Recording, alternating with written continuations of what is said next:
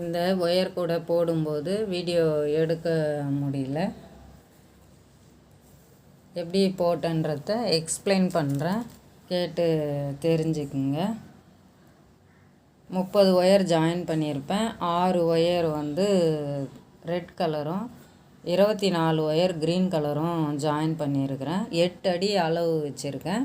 அடி 11 வரிசை போட்டிருக்கேன். மேலே 2 வரிசை ரெட் கலரை வச்சே போட்டிருக்கேன். அதுக்கப்புறம் 3வது வரிசையில் தான் க்ரீன் கலரை நான் ஜாயின் பண்ணியிருக்கேன். இதை சென்டராக பிரிச்சுக்கணும்.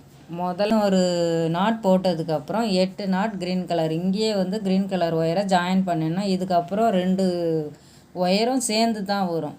அதுக்கப்புறம் இது 11 நாட்டு, 8, 10, 12, 14, 16, 18, 20. 20ல் 3 வரிசை போட்டிருப்பேன்.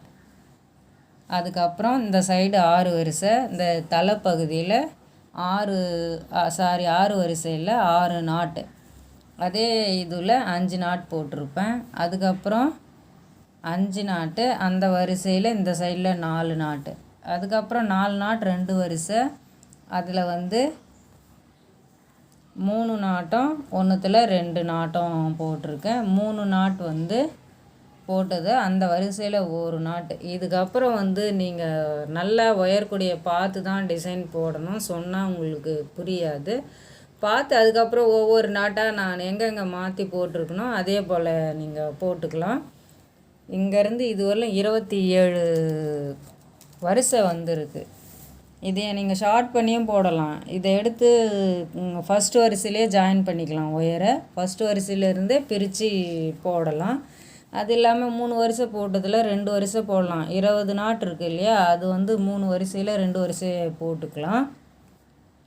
இது கூட 4 நாட்டு இருக்குது இல்லையா, அது ஒரு வரிசையாக மாற்றலாம். இதெல்லாம் கொஞ்சம் மாற்றி இன்னும் கொஞ்சம் குறைக்க முடியும்னா நீங்கள் குறைச்சி கூட போடலாம். அதுவும் டிசைன் நல்லா இருக்கும். நான் இன்னும் ஒரு ஒயர் கூட போடும்போது அந்த மாதிரி குறைச்சி போடலான்னு இருக்கேன்.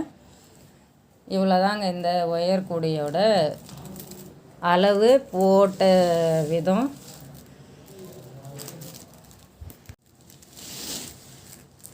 நீங்களும் இந்த மாதிரி போட ட்ரை பண்ணி பாருங்கள்.